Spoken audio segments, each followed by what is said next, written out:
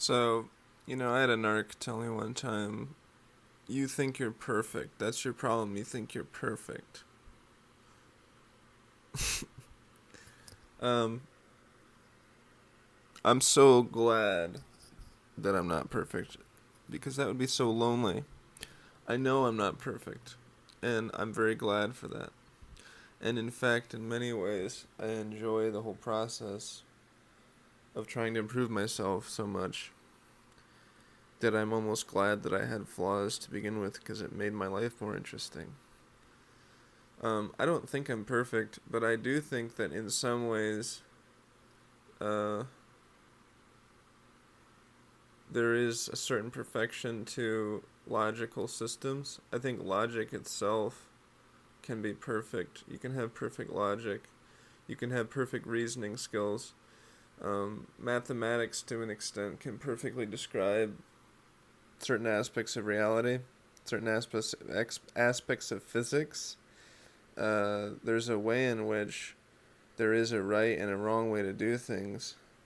Um,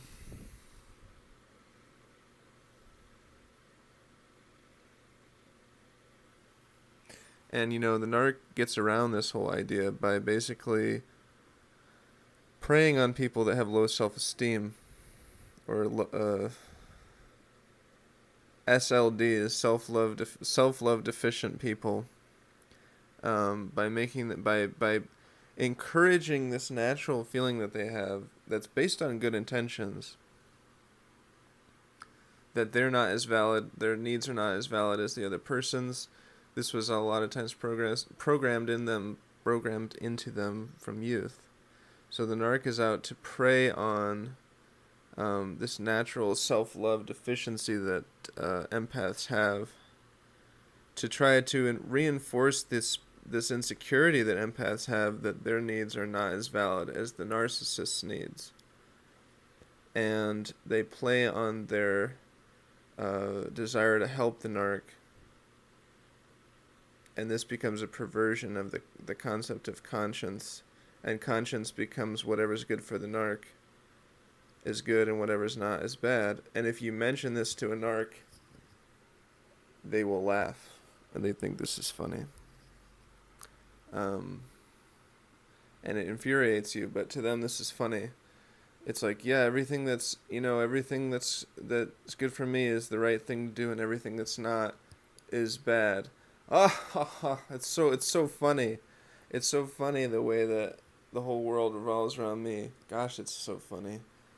Um, but anyway, so I don't think that I'm perfect. Um, but like I said, I do think that in a certain way you can know there's a certain perfection um, to math and science and reasoning and logic, and there's certainly like a right and a wrong way to do things, or at least a better and a worse way to do things based on logical thinking. And this is so fundamental and basic, um, that you know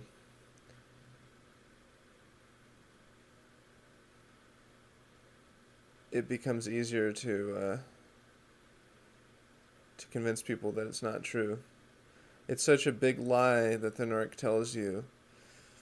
Um, like the Nazi propagandist Joseph Goebbels said, or somebody said that if you tell a lie and it's big enough, the bigger the lie, the better, because it's such a big lie. It's so obviously deceptive and untrue what the narc does, that you believe it because you're like, how could anybody honestly overlook something so simple like logic or reason? There must be something else at play here. I guess I'll trust the narc.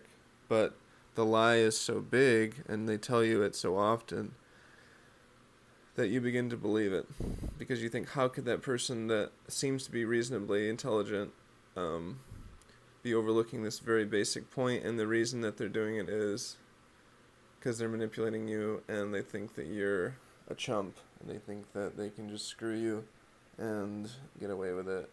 And that helps them feel powerful, like they have power because they got over on you, and you're so stupid because you don't get it and you don't understand it. Ha ha ha, it's so funny. But then they also are able to make you feel sorry for them because they're pathologically inclined. All of their emotions are a tool, it's all an act to get to you to do what they want. Um, so yeah, that's my response to the concept, that people that don't want to listen to and associate with narcs, are somehow uppity or stuffy or snooty, or we think that we're perfect. That's not what it is. It's just that we know pathological liars and people who are emotionally manipulative are not to be trusted. And that's just common sense.